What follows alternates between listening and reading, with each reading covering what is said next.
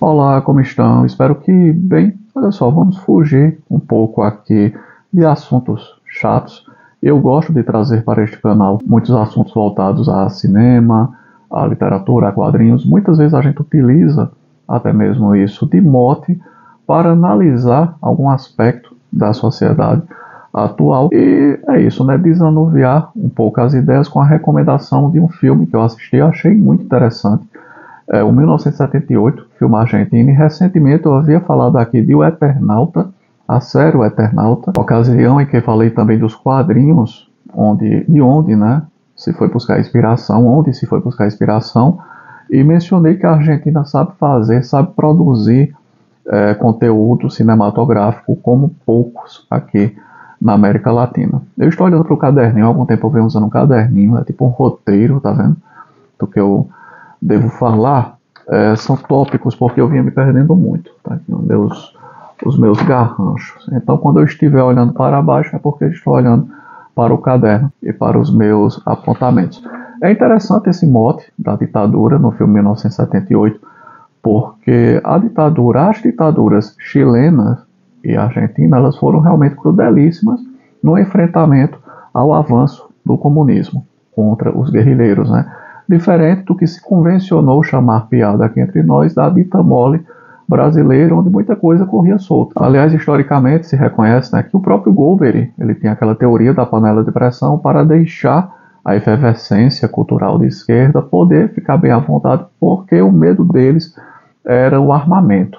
O medo da ditadura militar brasileira era guerrilheiro, não era tanto intelectual. No campo cultural, eles relegaram tudo. Mas se discuta até hoje se aquela ditadura não tinha também muitos aspectos ideológicos de esquerda. Eles só não queriam, na verdade, o enfrentamento armado, de certa forma, mas não vamos nos aprofundar nisso aqui. E falando em ditadura, né, a Argentina ela se notabilizou também no seu cinema, porque os 2 Oscars que ela conseguiu, na época em que o Oscar queria dizer alguma coisa, por filme, melhor filme estrangeiro, foi aproveitando o mote da ditadura, sem falar da ditadura argentina.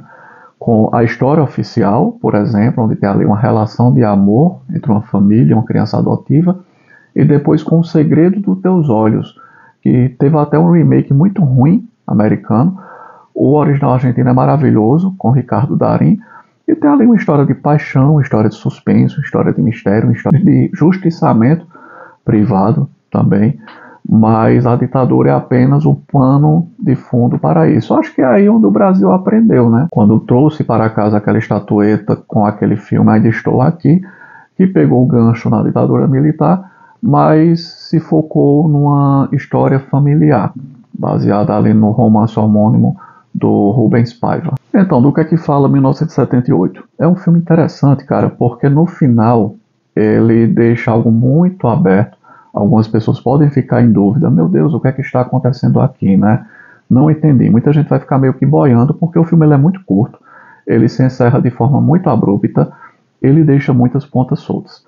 Eu tenho algumas teorias do que se trata aquele filme, e flashbacks que ficam aparecendo, é isso que eu queria compartilhar aqui, principalmente para quem assistiu ao filme também e não compreendeu. Na história, nós temos ali o auge da ditadura militar argentina, e um ambiente de tortura específico, um edifício meio isolado onde eles estão torturando pessoas. No meio dessa sessão de tortura, um torturado ele diz, olha, vocês podem encontrar mais membros do meu grupo em tal local. Então os malucos vão lá, os oficiais argentinos, e capturam um grupo com uma mulher grávida. É aí onde a coisa começa a dar errado. No meio dos objetos também, eles têm um grimório. E mal começa a tortura com um desses capturados, então a gente começa a perceber que a coisa foge do natural para o sobrenatural. Aparentemente, aquele grupo, aparentemente não, né? Claramente, aquele grupo é uma seita e estava ali com aquela mulher grávida realizando alguma espécie de ritual, talvez até mesmo com emprego de ciência ou pseudociência, como gostam de dizer, para que fosse trazido até eles, fosse trazida uma entidade malévola.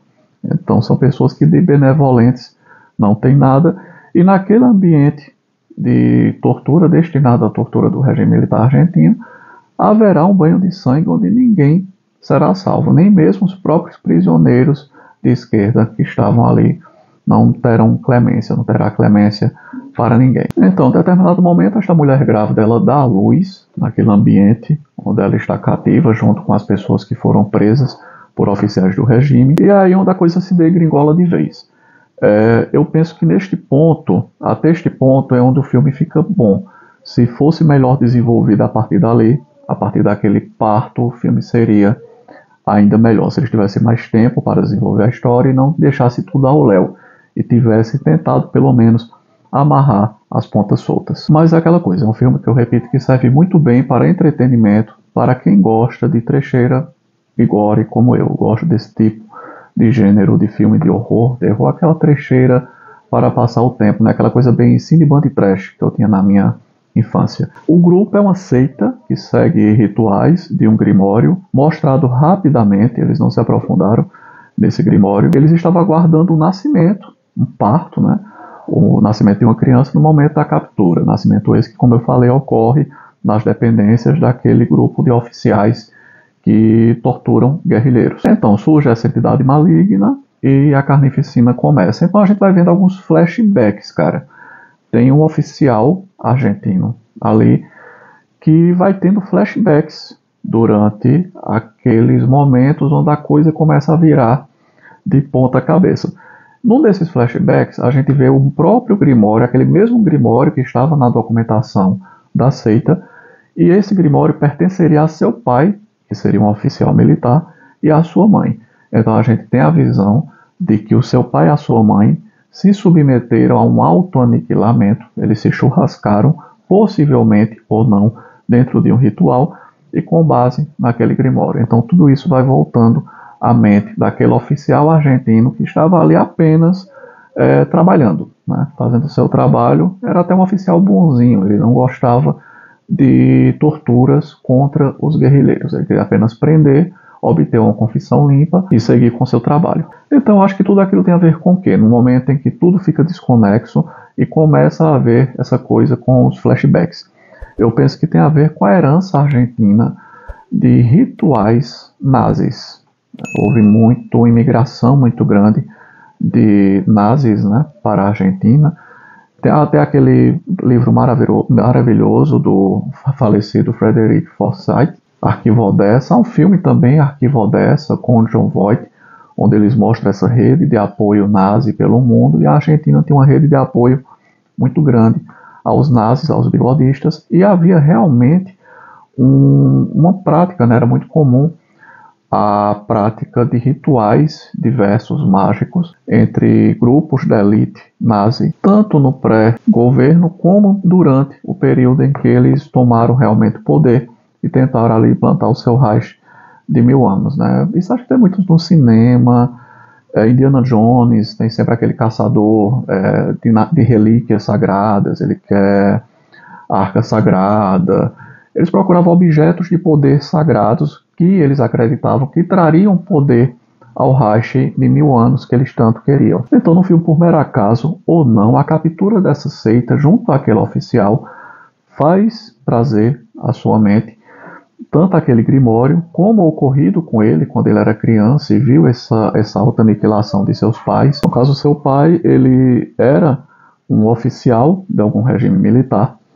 E é interessante porque a roupa, da forma como a roupa negra é mostrada, com o pai dele deitado na cama, o Grimório em uma escrivaninha, e essa entidade presente naquele quarto, quando ele era criança, ele sente a presença daquela entidade com a mão em seu ombro, e o cap depois também negro, que essa entidade utiliza já no tempo presente, né, em 1978, onde se passa o filme, quando ele já adulto testemunha toda aquela carnificina, a entidade está com o cap negro, me lembra muito as roupas similares da SS. Então eu penso que daí que vem a explicação, né? Na verdade, aquele grupo, eles estavam tentando praticar uma espécie de ritual de invocação no momento que foram capturados, e os pais do oficial que estava lá naquele dia, no centro de tortura, por acaso tomou conhecimento com esse grupo que detinha o mesmo Grimório que o pai dele detinha durante sua infância. E o seu pai também fazia parte de um grupo ritualístico, como era tão comum, como eu falei, nas elites, né, nas elites nazi. Então, isso me lembrou também muito o Meninos do Brasil, do Ira Levin. Ira Levin, para quem não reconhece, é o autor também de O Bebê de Rosemary, e tem a adaptação para o cinema, né, por Roman Polanski, acho que é aqui de Roman Polanski. Realmente, Roman Polanski, dentro da trilogia do Apartamento, ele colocou a adaptação de O Bebê de Rosemary. Então, em O Meninos do Brasil se tem também o uso de rituais e pseudociência por oficiais cientistas do antigo Reich, né, da tentativa de Reich, para trazerem de volta, né, clonarem uma figura específica, no caso, o futuro Führer, que traria novamente a possibilidade de que aquele grupo pudesse novamente tentar uma nova empreitada para o novo Reich. Aliás, tudo meio que encabeçado no início da trama de O Menino do Brasil pelo Joseph Mengele, que morreu, salvo engano, aqui entre nós, né? Foi em uma praia carioca ou capixaba, alguma coisa assim, onde ele teve aparentemente uma parada cardíaca e morreu infartado. Então, eu penso que o filme ele é sobre isso. Ele pegou, capturou bem aquele ambiente da ditadura militar, encontrou ali uma seita celebrando um ritual de invocação com o nascimento, e tudo aquilo seria uma herança nazi. E o rapaz que é mostrado no filme, que então é um oficial argentino, ele na verdade é filho de um oficial nazi que se encontrava na Argentina e que também celebrava esses cultos. E o final do filme, eu não vou aí só falar, é muito spoiler, né? No final, realmente, o destino de tudo, né?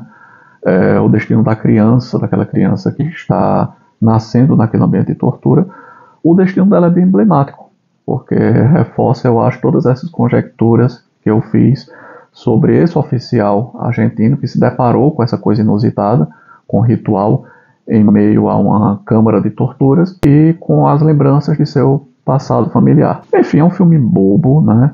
Mas ele funciona para quem busca mero entretenimento com o gênero. Eu gosto muito desse gênero, horror, terror, gore, como eu já falei aqui. Adorava, cara, o Cine Band Trash, não perdia um, desde a época que era à noite, depois foi para o período da tarde, achava aquilo ali maravilhoso, por exemplo. Então, para quem gosta de gênero de filme para mero entretenimento, eu acho muito bom, ficar de sugestão. Poderia ter resultado em algo melhor, poderia ser um filme melhor, poderia, mas não foi, né? Resolveram encurtar tanto o filme, espremer, só entregar aquela coisa ali, o gore pelo gore, que ficou meio desconexo. Mas, para quem ficou perdido nas explicações, essa é a minha teoria. E eu acredito que é uma teoria bem plausível para tudo que vemos ali. Enfim, dica de cinema, 1978, filme argentino de terror, horror, sobrenatural, gore, trecheira violenta. Vou ficando por aqui. Abraço a todos e até a próxima.